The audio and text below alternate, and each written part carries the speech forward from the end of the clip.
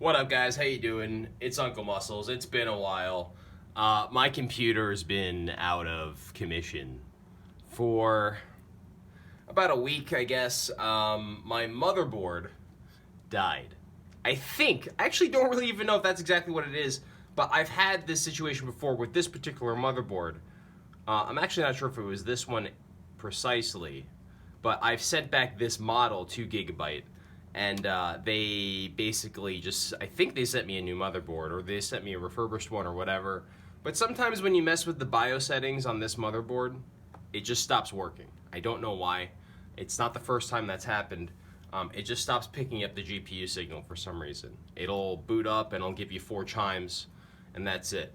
But today we're going to talk about this motherboard instead, and this is what I bought as a replacement. This is the, what is this called? This is the ZX-99EV 3.3 underscore V1.31. So it's version 1.31 of the ZX99EV3. Now, when I bought this on Amazon, it was supposed to be green, but this one's orange. In the description on a couple of these, they tell you that this is the newer version. You can tell because it has a smaller heatsink, and this heatsink also, you can tell by the quality how good these motherboards are, because that's just tape, that's not even paint. So that's cool. We're gonna end up taking that off at some point. I haven't seated the motherboard or anything like that. Ooh, that actually just came off pretty easily. Anyway, here's another decal too, straight up in Chinese. I bought these on Amazon, or I bought this on Amazon, and I'll put the description, or I'll put the link below if you guys are curious. If you guys need an X99 motherboard, I'm also gonna see if I can do some BIOS videos and some other stuff too. The reason why I bought this motherboard is because, like I said, the Gigabyte X99P for professional, X99P-SLI, has 40 lanes when combined with the correct processor, which is underneath this. I gotta take off this heatsink. I forgot about that. I have a 6850K under here, and that has 40 lanes for PCI 3, which at the time when I bought this machine, it had two 1080. GTX 1080s, and those required 16 each, so I guess that's what, 32 plus 8 lanes for the SATA, and then 4 lanes for, I guess, another peripheral or whatever.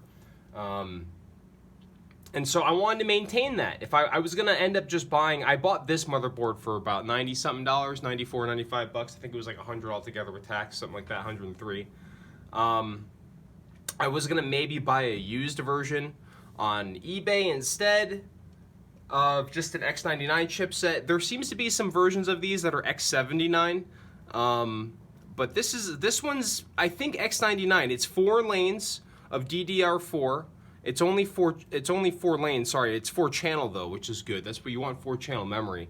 It's got 2 PCIe 16. It's got 8 SATA slots, SATA 3. So that's good. What it is missing from this X99P motherboard, and it was on the earlier versions of this board I've seen on Amazon. I did some reading. I'll also put in the description below a link to the website. There's a Russian website I found that had a bunch of these descriptions. I get a bunch of descriptions for all these types of motherboards. That's the reason why I ended up buying this one, is because there was some documentation on this. I don't know where I'm gonna find a driver or a BIOS, but whatever. The journey continues. I've spent the last week just installing different versions of Linux on an old computer, just trying to see if I can get a game to run, just to have some fun on my pastime. And man, that's been a nightmare. But now I think for trying to find this BIOS, man, that's my new adventure. I can't even wait.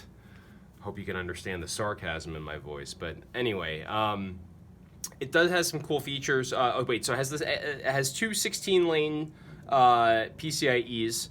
It doesn't have Thunderbolt, which this X99 and Gigabyte boards in general have. It's ready for ATI Crossfire, which is interesting. I do think that's kind of funny. I'm assuming it would work with SLI GPUs, but I don't know. And it doesn't really matter. I just wanted to maintain what I had, the capabilities of my chip. So like I said, I was going to buy maybe a new 50, not new, but it made 50. I was gonna try to get a 5800 3DX or what 3XD, whatever, at 5800X 3D, and like I just missed the boat on like the cheap ones. There was like one at Micro Center for like $400. I was like, that's not worth it. So I didn't upgrade. There was a couple other really not so good processors that it didn't make sense to upgrade.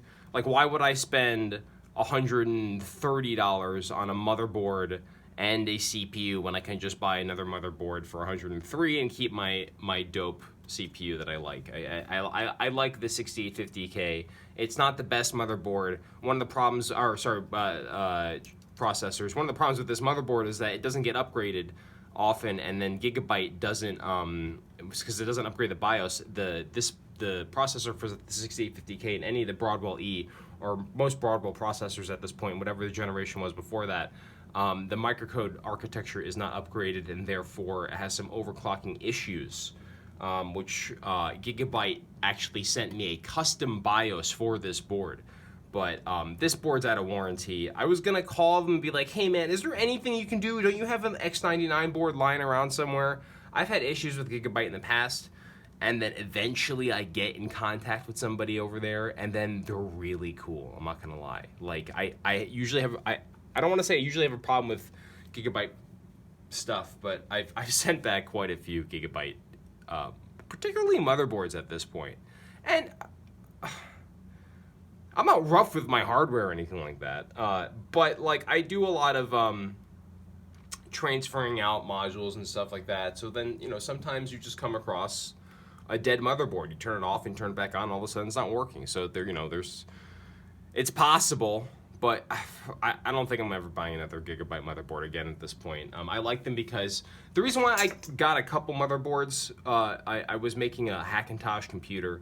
And Gigabyte actually makes the motherboards for Macs, so that's one of the reasons why I trusted them. Plus, they have a lot of times they have the Thunderbolt capabilities, which is just completely unnecessary. Well, at this point, the USB-C is not unnecessary, but Thunderbolt back in the day was just not really something you needed. Not when I bought this, so it didn't really matter.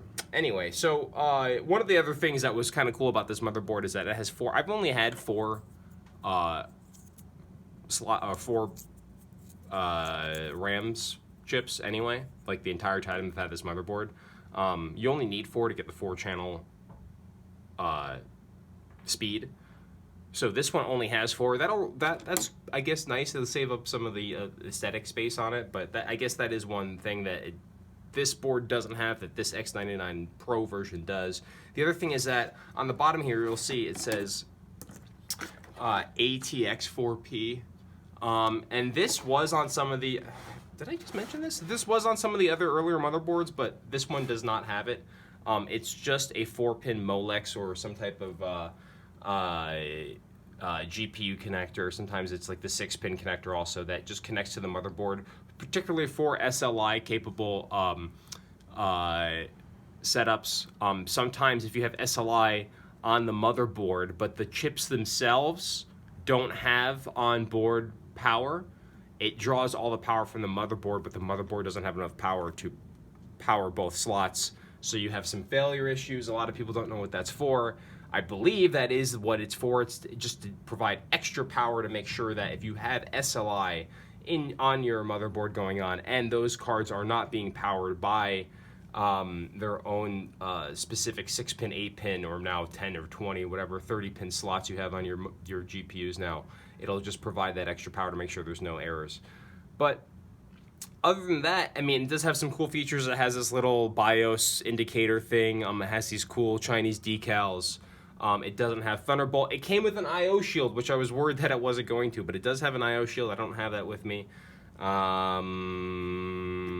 has SSD, NVMe. It also has a SATA slot for Wi-Fi. So I have a Wi-Fi card that I actually plug into this PCIe.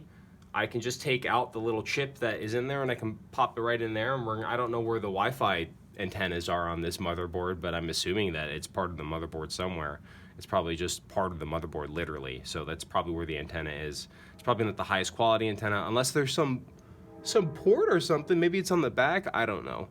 But it would be nice to be able to plug antennas in if that actually is the. I mean, this is supposed to be for Wi-Fi. I don't know. I don't know exactly where I would plug in the antenna part, but that's pretty much it. It's got a couple of fan headers. 1, 2, 3. I think that's it on the fan headers. These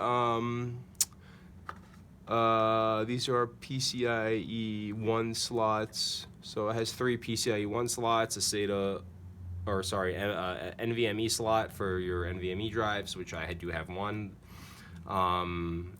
Which is the only reason mainly I purchased this. My Windows installation is on this fucking, excuse my language, it's on this hard drive, and